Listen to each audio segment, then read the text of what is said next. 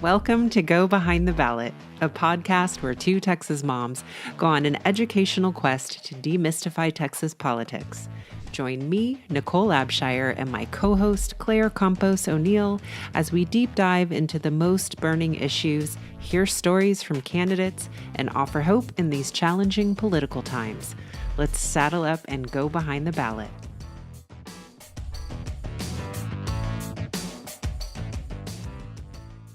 Hello, everyone, and welcome to Go Behind the Ballot this week. My name is Nichole Abshire, and on behalf of Claire and I, once again, we'd like to wish you a happy holiday season. We know it's starting to come to a close, but what we are doing to celebrate this holiday is replaying some of our favorite episodes, and this week we are replaying our conversation with Chris Tackett, where we talk about dark money and politics. So if this is your second listen, buckle in, and we hope that you hear some new things you didn't notice before. And if this is your first time, we guarantee you will learn something new and fascinating. So thanks, everyone. Hi, everyone. It's Claire and Nichole. Thank you so much for joining us for this episode of Go Behind the Ballot. So we are going to be jumping into our elections series. We're going to talk about why elections matter, why you need to vote, and things that happen behind the scenes that you might not really realize. And that leads us to our guest for today, who is Chris Tackett. He served on the Granbury ISD school board, and he has this mission to help people understand money and politics. Money is so huge when it comes to election. Money equals communication, and communication equals votes. He tells us about how these two billionaires in West Texas, Tim Dunn and Ferris Wilks, have funneled millions of dollars into local races, and so few people know that this is happening.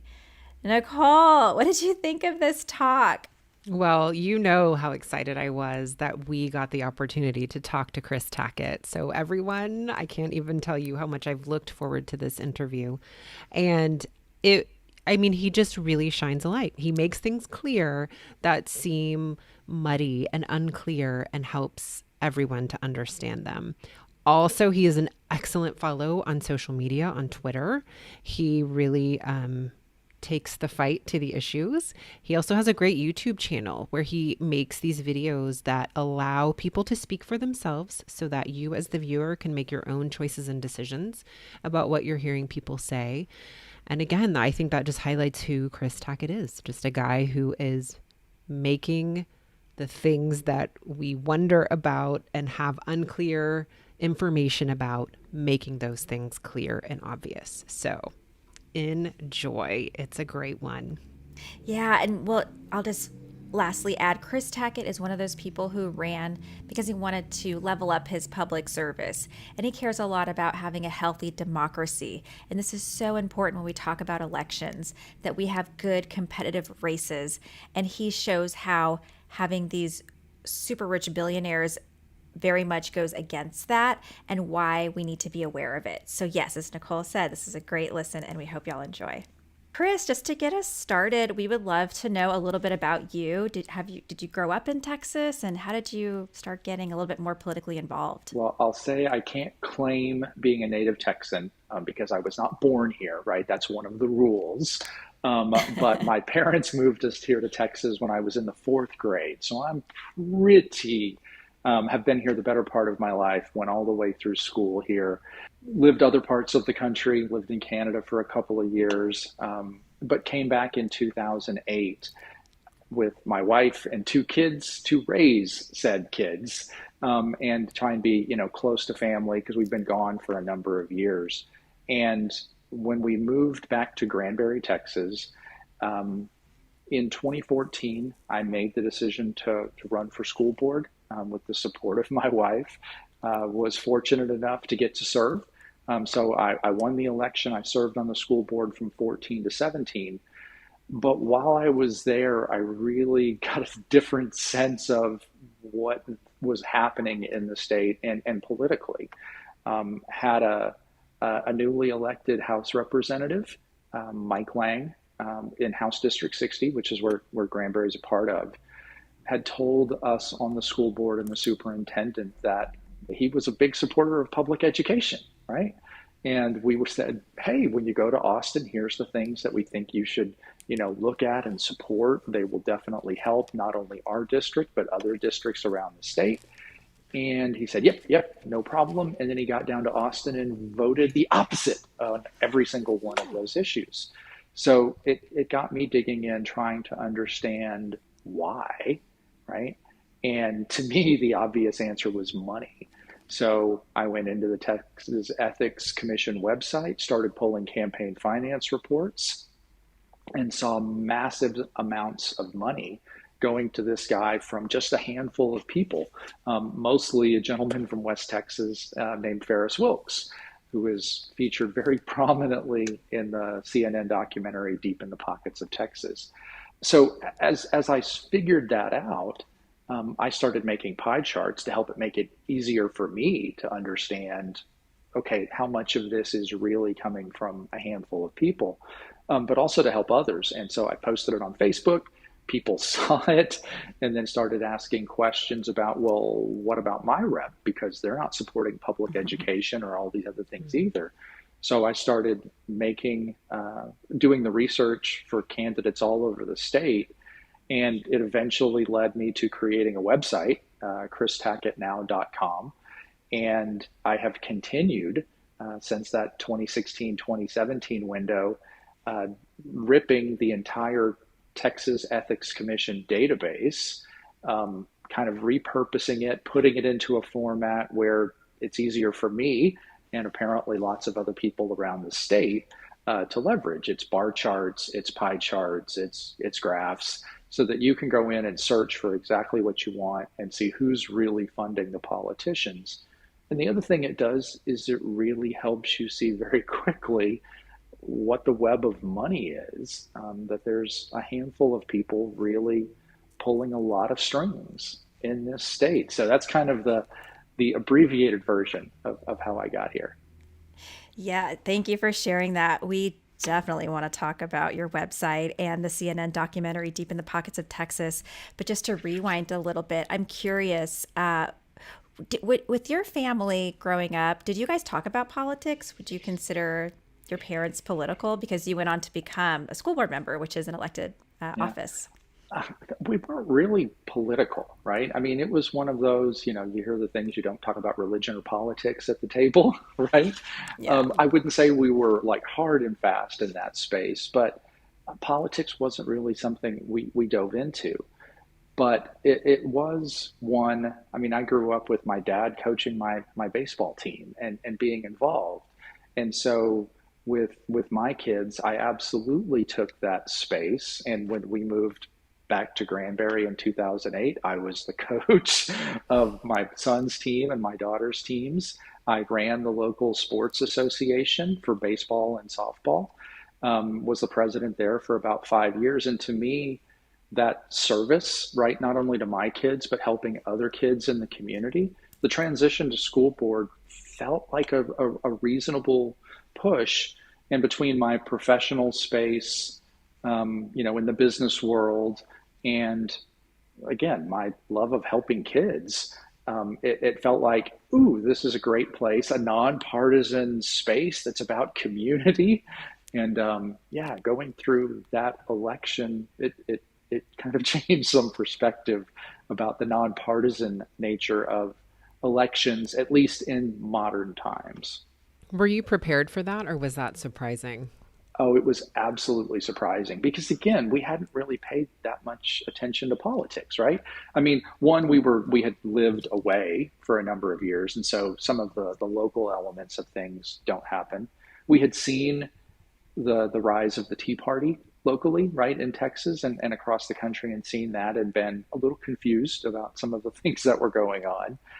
But it was one of those, it was like, that was all big politics, right? It wasn't local stuff. Mm-hmm. And so when I said I was going to run for school board, I very naively tried to schedule time to speak to all the various community groups in Granbury. It was the Optimist Club and, the Kiwanis and all of these groups, including the local Democratic Club, the local Republican Club. And oh my gosh, the things you start to learn that are happening in the local politics as you go through that process. It was eye opening. Was your run competitive? Like what was that experience like when you decided I'm going to throw my hat in the ring and run for Yeah. this position? It was myself and one other person. And after the fact, right, as you go through the election, the other person who was running against me was a really good guy who was trying to kind of do it for some of the same reasons I was, right? Wanted to contribute to the community. But it's one, the wife of a state senator who lives in Granbury had somebody pull my previous voting record, and I had voted in a Democratic primary in 2012, Hmm. and because of that, I was a bad guy, and this state senator's wife completely funded my opponent's race, gave all the contributions to him, and tried to do everything they could through the party and others to really say some very not nice things about me. And including started running in what had been, again, nonpartisan races locally, right? School board, city council, and things. Started running ads in the paper as we were, getting ready that were not authorized by the candidate, that said, Republican for school board, and his name and everything. And I countered with, let's don't play politics with kids, right?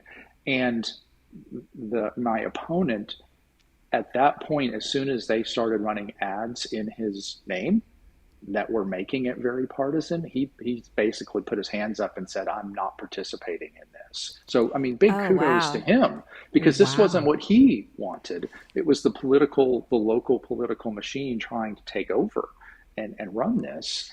But I mean, it ended up, it was a 55-45 race in the end. And again, he and I talked at length after the fact about, look, we were trying to, again, just serve the community, right? The people we see at the grocery store, the people we run into at our kids' schools, or the softball games or the baseball games. I mean, we were both trying to do it for the right reasons, but the politics on one side really overwhelmed things. But luckily, I got that opportunity to just actually serve the community in that space. That is so fascinating. Now I understand why you say it was surprising, because Yeah, it sounds like that really just came out of nowhere. Talk right. about a political awakening that Yeah, you may not have asked for, but here you are.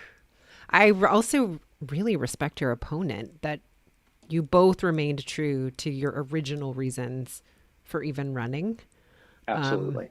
Like, I love these conversations we're having, because so much of my skepticism and cynicism is getting challenged, for the best. And it's moments like that that really give me so much hope, right? That I keep saying this happens every time, but people who want to serve the public exist, and they are out here and they Absolutely. are running for offices. And it just, yeah, gives me a lot of hope and optimism. It's going to be okay, but we also have to expose and shine a light. So those are my comments. Yeah. Yeah. Well, it's making me think. So, when you started following the money, was that with your race, or was it later on that you really started digging into the Texas Ethics Commission reports? It was really after. I mean, honestly, I did not know who was funding my opponent, because I didn't even think to go ask for campaign finance reports. Because, I mean, again, it was like, what the heck? It was only 2 years later that I was like, you know what, I'm going to go ahead and request those just to see what happened. Because again, it was 2 years later that I started digging into the Texas Ethics Commission, and Right. and that was the moment. Again, I knew I had to turn my stuff in when I ran for school board to the local district office, right?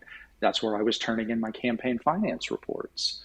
At the time, I had no clue that those reports don't go to Austin and get loaded into a database, right? I just figured that's how it worked, right? You're running for a public office no matter what level, and everything goes to a central spot. Um, and so when I started polling from Austin, and you realize, okay, this is only state level races. Anything Mm-hmm. that's local is actually maintained in these local spaces. That's what triggered me to say, well, I want to find my race, right? And understand this. And I think that's one of the things people don't understand is if you want to follow money, there's different places you have to go to be able to draw a complete picture, right? If you're talking about city council races, county commissioner races, basically anything that's county level or below, it's all maintained at those local spaces. And it's generally, if you're in a small community, it's absolutely not electronic. It's one that you've actually got to request via a public information request. You can't just hop What? on the website and pull it. And when you do get those, even from some of the larger places, it's not a like an Excel type file where it's easy to manipulate. You're getting a scanned version of what was filed. So being able to connect dots and really seeing who's giving what, it's hard. It's easier at the state level, right? Mm-hmm. Because you can get an Excel sheet and start to run these things together. But following the money in this state, which also has no campaign finance contribution limits, Limits, yeah. it's crazy. Well, we got to highlight this. I'm going to repeat what you said because I want to Yeah, make sure I'm actually comprehending. So, statewide races, that information is shared with, must be reported to the Texas Ethics Commission. yeah, it So, has to go all to of Austin. that is held in Austin and it is available electronically. Is that Correct. also true? Okay. Anybody can go search for it, whether it's, the filer ID or the name, and you can find those reports. Now, they may not be shiny and pretty, you're also saying, Exactly. right? Right. Okay. The information is there, but it's kind of raw data, let's say. But then for more local races, like you're saying, for trustees, for city council, that information is still kept at the local level. And by who? Which office? It's all about what the race was, right? So if you're talking about a school board race, the school district offices maintain it. If you're talking about a city council race, it's the city offices. If it's a county commissioner's race, it's the county offices. So somebody could be giving in all three of those spaces, but you would never know it because you're only requesting this candidate's reports, which aren't indexed, they aren't electronic in a database type format. So people can wade in with money in lots and lots of different places. This might be jumping ahead, but is there any legislation to change this system or any movement to make it easier for folks to understand where money is coming from? There has been some legislation filed. It hasn't gone anywhere in the last few sessions to try and put whether it's campaign finance contribution limits in place or centralizing all campaign finance records in one place. But I think the reality is the people who are in charge today, right, that control some of the levers of power in the state, they're really pretty okay with the way things work, right? So the idea that it's hard to follow the money, the idea that people can write $1 million check if they want to, it makes it easier for them to do some of the things they want to do.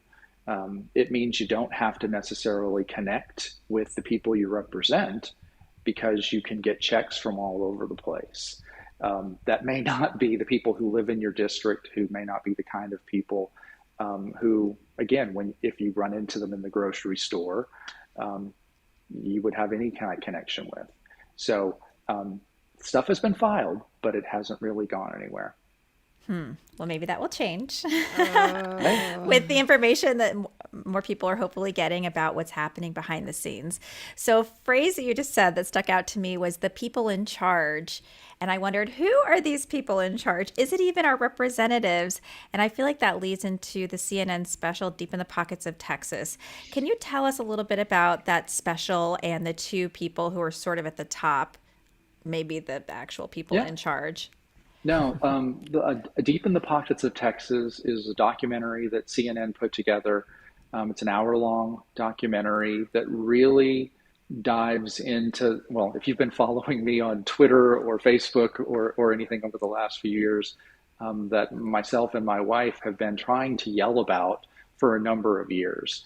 And there's not to say that we're the only ones, right? There's been lots of other people trying to highlight this, but it dives into not only what's been happening with money in Texas politics, and that two billionaires out of West Texas, Tim Dunn and Ferris Wilkes, have very aggressively been investing millions of dollars in each electoral cycle in challenging and trying to get their people, right, elected to then really kind of advance their ideology broadly across the state. They put millions of dollars in, they win some elections, they lose some elections, but the whole time they're kind of moving the Overton window, right? That idea of the way we look at things, right? What's relative, pulling it further and further to the right. And the documentary does a really good job showing, with the perspective of people who've been inside the Republican political machine, right, and seen it, with how they've been kind of either marginalized or pushed to the sides because they haven't been doing what these two billionaires really wanted them to do. So it really gets to this idea of a handful of people who are really pulling strings on a lot of the politicians we see across the state. And it's not just them pulling the strings directly with the people they have. It's also impacting other legislators who will vote really the way they want them to vote. Maybe they're not told directly, but they know this is what the conservative space is looking for, because they don't want to get a well-financed challenger in a primary, right? So even though you have somebody who may not be aligned with the Wilkes-Dunn group, they'll start to vote that way to avoid challengers as they go forward, which again, that moves our overall Overton window in the state into a much more conservative space. And what I did love about the documentary is it talked about not only the what, right, which is the money and the connections and such, but it dives into the why, which is some of the ideology that comes from these billionaires, right? And I think that's a really important piece. And for the folks as they watch the documentary, because I think it's such a well done document, it's the tip of the iceberg, right? In an hour-long documentary, you can only talk about so much. There's so much more below the waterline that they haven't been able to dive into. But I hope as people see it, it makes them more open to listening to the rest of the story. So I can't recommend that documentary enough. Agreed. And for anybody who follows us on social media, we have, on TikTok, I guess it went across all of our social media handles, talked about where you can find it, because Chris has it available on his YouTube channel. Perhaps you're like Claire and you were able to find it on YouTube TV, but it can be found and we can help you find it if it isn't simple for you. There's something that you said that I'm hoping you can dig into a little more about. You talked about the tip of the iceberg, and I'd be curious what else I think is what's under the water. Where are we going? Yeah.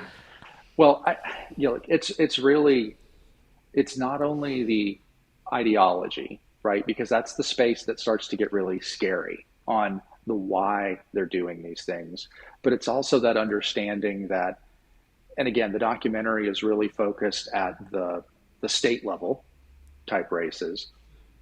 But the reality is they are pushing, whether it's public education and school boards, city councils, county commissioner races, the ideology that's fueling all of this is one that aims to control all levers of government, right? So it's not just at the state house, it's not just at a federal level, it's also those races that, again, historically have been nonpartisan, but they want to control. To touch a little bit on that ideology that's mentioned in the documentary, it's Seven Mountains Dominionism. You may have heard Christian nationalism as a term that's leveraged. It was absolutely what fueled January 6th at the U.S. Capitol. Well, Seven Mountains is really the engine behind it, and it's Oh, this idea that there's seven mountains or seven pillars of society, and if you can gain dominion, and again, it's a biblical term, right? Gain dominion over those seven mountains, you can take a nation.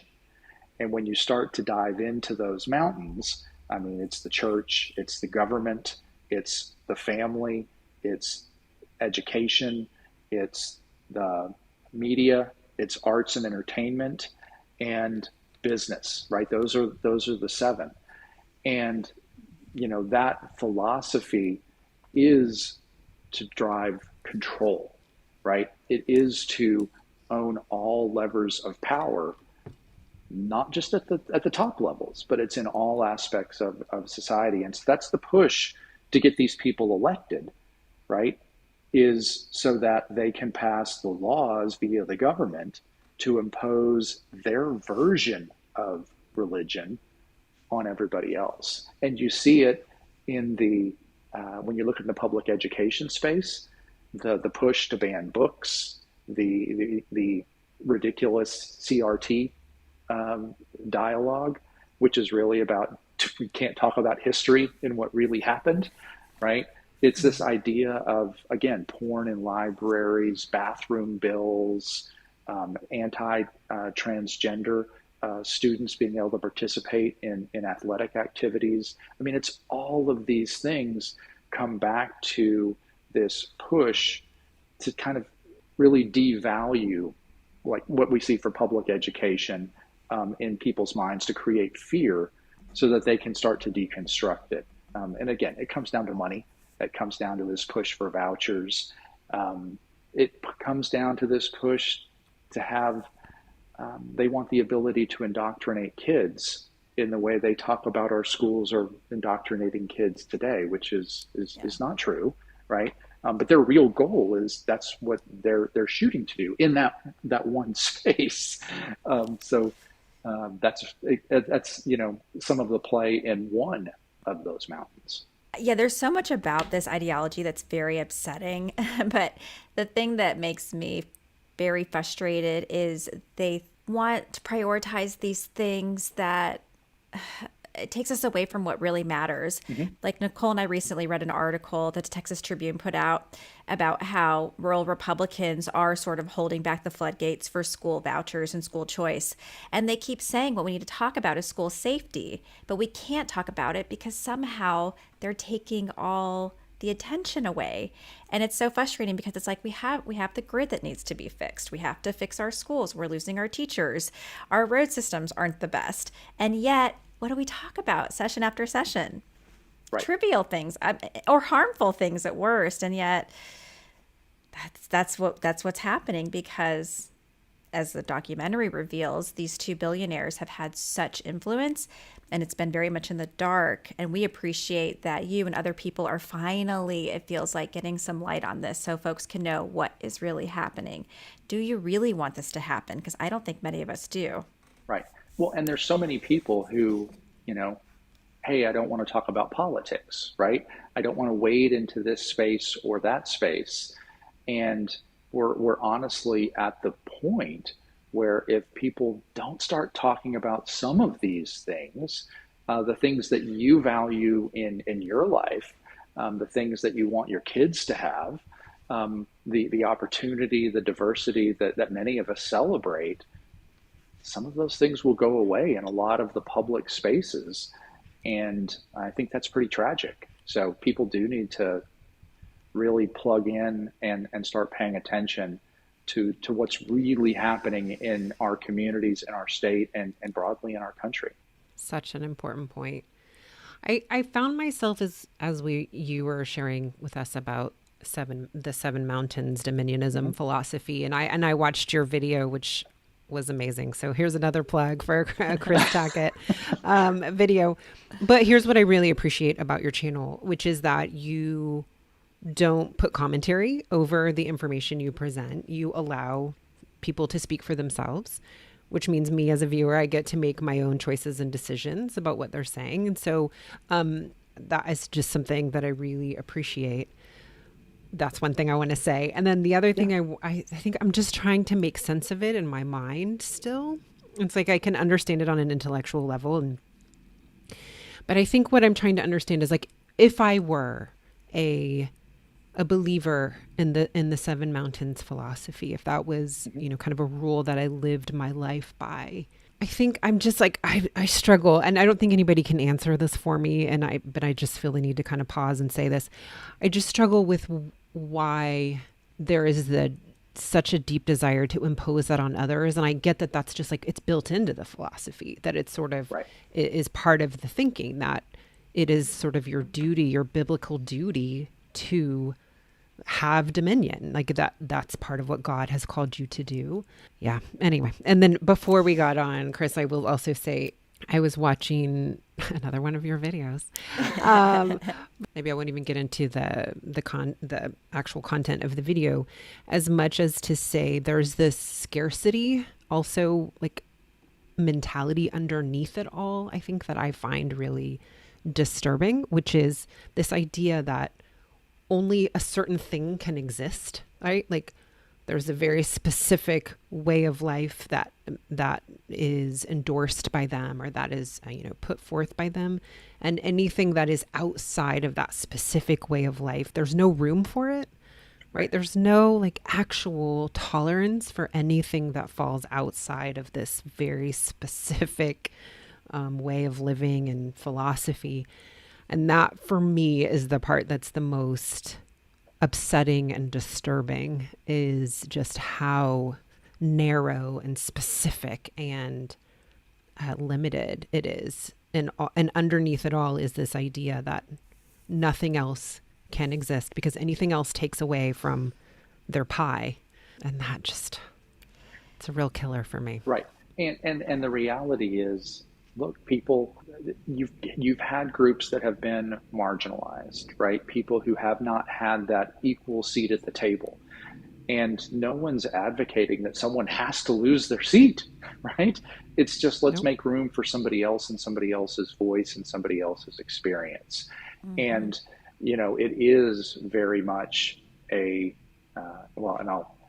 actually went and saw Beto speak in Fort Worth in this earlier in the week, or at the end of last week. And I mean, he said, it's the philosophy we see from a lot of folks is you or me, and rather than you and me.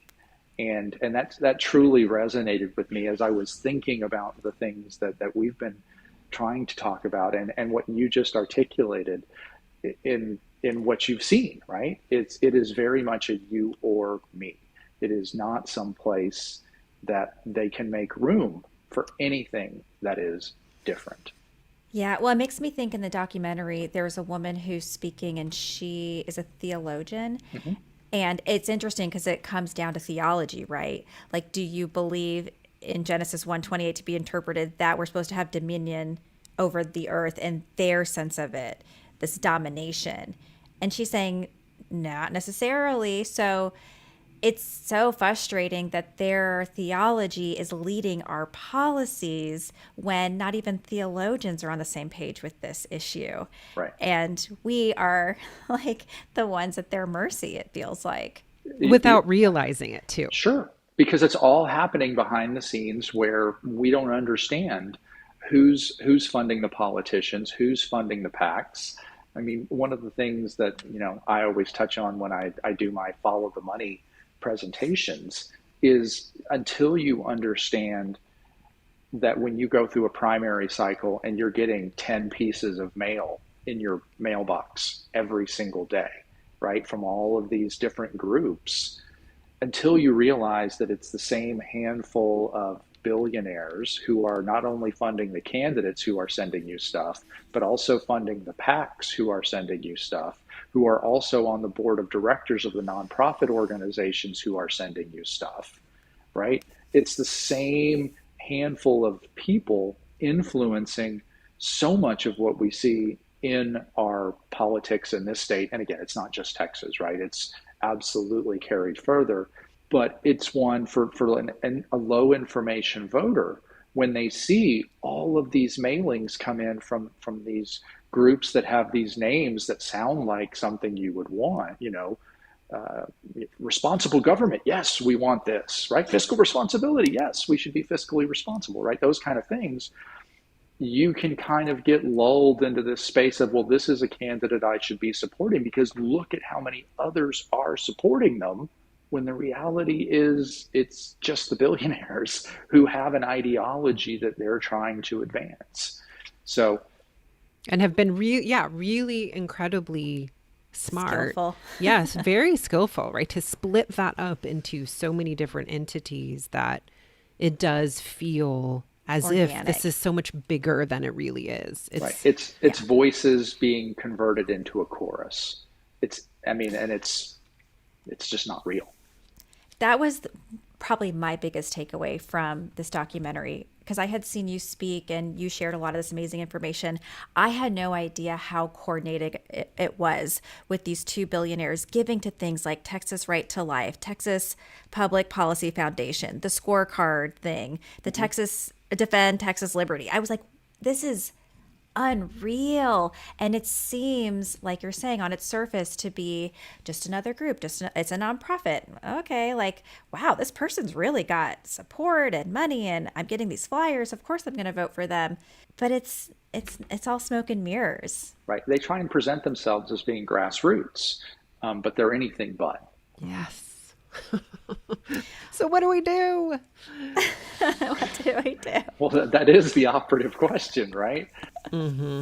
It all comes down to elections, right? And it truly is about trying to make sure we've got people who believe in free and fair elections. We've got people who believe that a diverse society is a stronger society, who believe in public education, who, again, believe in LGBTQ rights, who believe in rights for the disabled, who believe in all of these things. For separation of church and state, we've got to get people, and this is where getting people to take the blinders off and really understand what's at stake, because all of the things I just rattled off may not impact everybody's life on a daily basis, but there's probably something there. And I didn't even mention voting rights, right? I mean, that's something that's at risk too. But if in any of those spaces, we have to help people understand what's at stake, and they have to show up in November.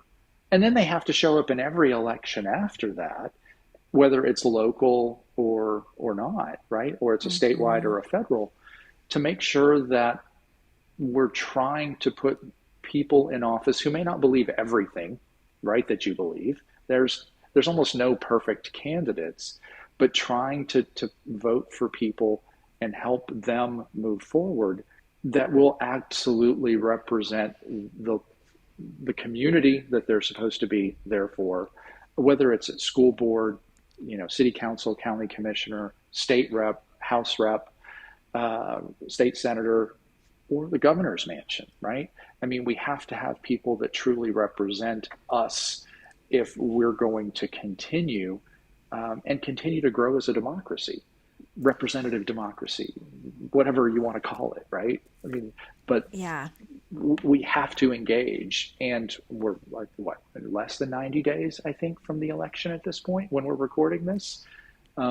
It's now. I mean, we have to engage. Well, I'll share with y'all. So when I was watching the documentary, one of the saddest moments to me, and there's a lot of them because, yes, was when the screen would go to black and the text would come up and it would say, so-and-so's running in this election. They're heavily funded by Dunn and Wilkes, and they don't have an opponent. They don't have a challenger.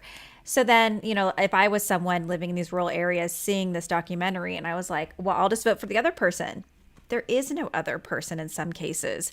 I mean, can you just talk about how that is damaging to our democracy? Well, in places like that, in the more rural spaces is where you especially see it happen. The activity isn't in the general election, right? It is only in the primary. And as we think about the redistricting process that we just went through, right? Which was Districts sooner were than it had to be, right? sooner than it had to be, right? And we didn't have all the information, and there were questions, especially about Texas and the numbers and where things should have been. Um, but they did go through and redistrict, and it was a very partisan push, right? Because there were a lot of districts across Texas that were competitive districts, that were leaning toward purple to where, ooh, in the next cycle, you could absolutely see some seats flip. Well, districts were all drawn to basically maintain a status quo, right? So red districts got redder. They did draw blue districts bluer, and created less purple, right? Less swing type districts, with the idea being, hey, as we go forward, we want to maintain control of those levers, right? For any of these House races, these state Senate races, and as it translates to the U.S. House races as well, right? The congressional districts, it is maintain the hold on power we have.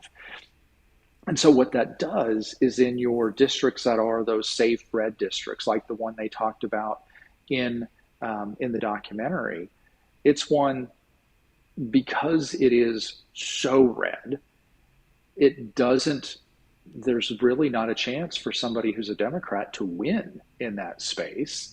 And when you can't win, it's hard to get people to motivated to run, right? To get the right people running for those. So it does take your politics ever further in an extreme direction, because that's who's going to show up to vote.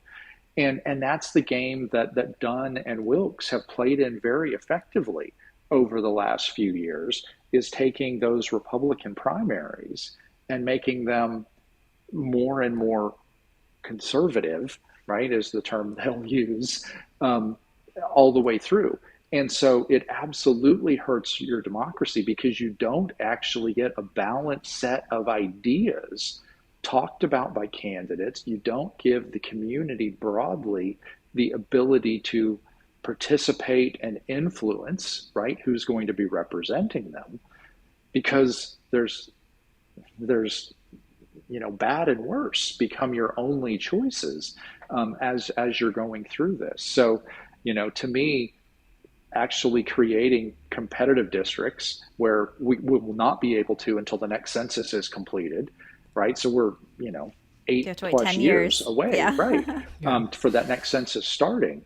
But competitive districts create dialogue in your communities, right, where you will have what probably is the majority in most communities being able to make a real difference in that. And you hear young people talking about, well, it doesn't matter for my vote, right?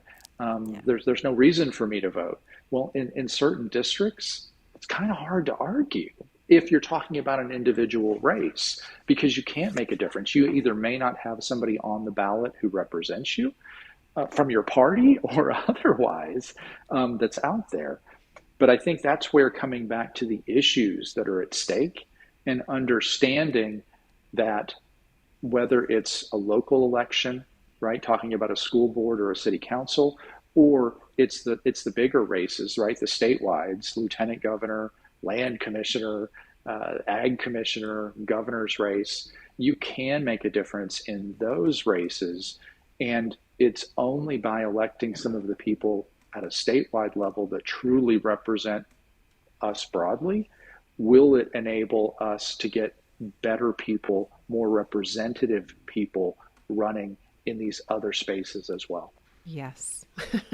Right. It's like, I just want to highlight to anybody listening who would consider sitting out any election that isn't the solution, right? No matter how defeated you might feel, that your vote does matter. It absolutely matters, even when it doesn't feel like it. And we can't give up, Nope. right? That democracy is counting on every single person and every single vote. Yeah.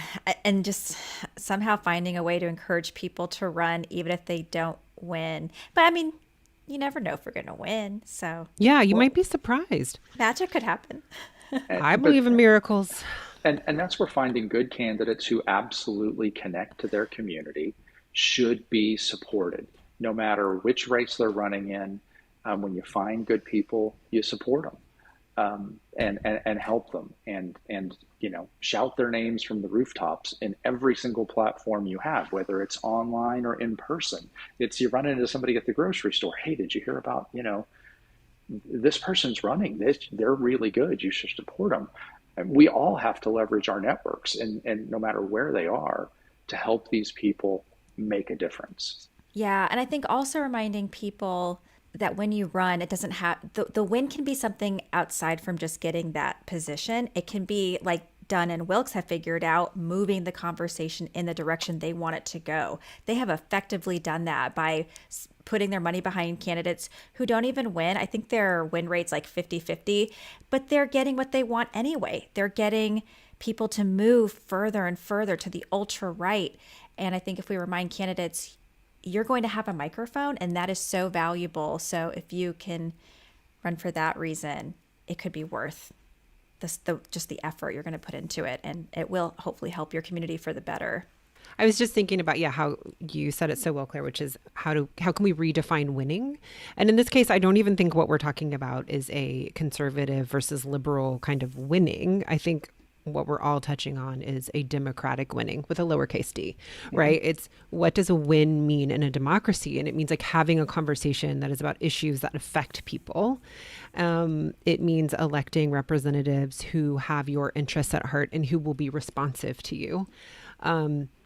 That's what is the kind of winning we're talking about, having the conversations that we want to have. And it, again, like you're saying, it doesn't have to mean that you win the office. It can mean just at least having an agenda that is representative of the things that you care about and having conversations that matter to your community. So let's focus on that, right? Redefining what winning means, I think, could be helpful. I know it's shifting my brain because that sense of defeat, right? If we could redefine, like, no, it wasn't a defeat if we got to talk about these things that haven't been talked about in forever, and maybe some of the smaller communities that are unopposed races or whatever that picture could look like. So, Yeah, and I would speculate too that this is what folks like Dunn and Wilkes are relying on for us just to get so tired of trying and trying and trying that you're like, I gotta step out and take a break. And then what if no one's there to pick up the baton?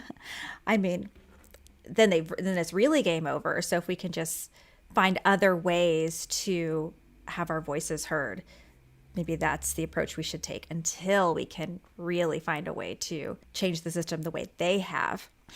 So for some of our wrap-up questions, can you let us know what has been successful for you with your advocacy work? How have you managed to get people to listen to you? It is be very consistent with message, over and over and over. Like I said, my wife and I have been beating this drum for a while now, right? A number of years. And there are times where it feels like you're screaming into the void, right? You're putting this messaging out there. You're trying to help people understand. And it will get frustrating, right? When you're doing the advocacy work, when you're trying to help people see things in a different way. Sometimes it just takes time, right? And it takes lived experience in many cases where somebody feels personally, now I've experienced this, Chris. Let me have a conversation with you because I heard you talking about this before. Is this what this was? Right? So it has been, look, when you feel in your gut that something is right or something is wrong, right? And you want people to hear about it, you have to be consistent in the way you're talking about it. And you have to figure out different ways to try and present it. I will tell you, the very first time I laid out the campaign information, right, the campaign finance numbers, I'm an Excel guy, right? So I had my spreadsheets, I had my numbers, and I showed my wife the numbers. And she's looking at this Excel sheet, and it's like, dude, you're not helping me here. I can't, you're telling me You're this like, is awful, ta-da! but I'm And she's not like, seeing what? it. And it was translating those numbers into a pie chart that gave a visual, which is not the way I intuitively processed things, but it's the way she did, right? So it's figuring out what are the ways that you can share your message with people, right? How can you repackage your ideas in a way that may connect with someone differently? And it is truly just that consistency of what we've done.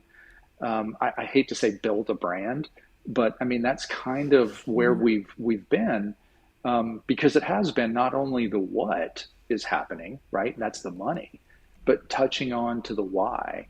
And look, I would love to say, hey, we talked about this and this thing went away, and therefore it was a win, and we didn't get any attention for these things.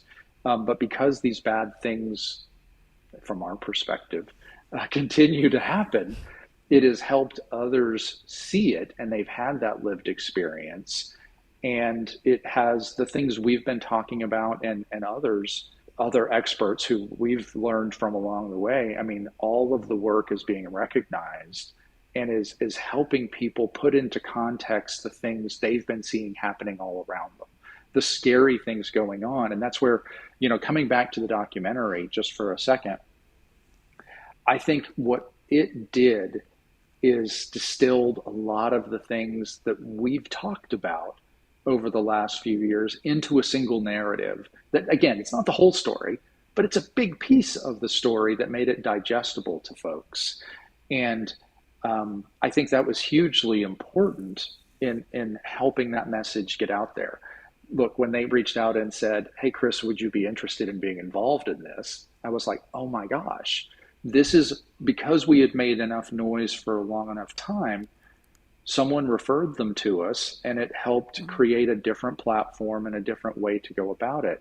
So, I mean, be the little engine that could, right? I mean, keep pushing, keep putting it out there, because, eventually somebody may notice and help carry your message even further.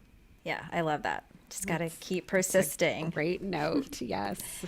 Yeah. So do you have any final thoughts before we move into our last little ending segment? I don't think I do. This is one of those that this is going to be playing on my mind for the rest of the night. And I'm going to have all these things that I and then we'll text each will other. wish. Yeah. Oh, yeah. That's what we do. Back and forth, back and forth. Okay, Chris. So before we let our guests go, what we like to do is our attention mentions, where we mention something that has our attention. So like a show or a movie or an article, something like that. I'll go first because I'm dying to share it because it's so connected to what the work you do. So I know what you're going to say. I recently found the show. I don't know how I missed it last year, but Dopesick on Hulu. Have you seen this, Chris? I have not seen it, but I've heard really good things about it. You got to go watch it. So it basically tells the whole story of how Oxycontin rose in the United States and the family behind it, the Sackler family.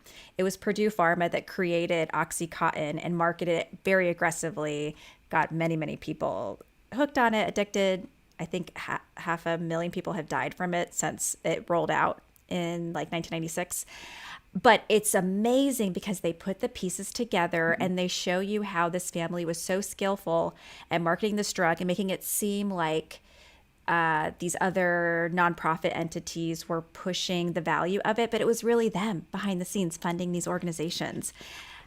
It was just incredible. So very much recommend Dopesick on Netflix. So good.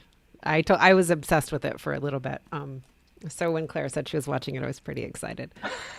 Do you have one, Chris? Well, I'll say the book that I've just finished reading, which again, it relates to all of this craziness that we've been dealing with. It's called The Flag and the Cross.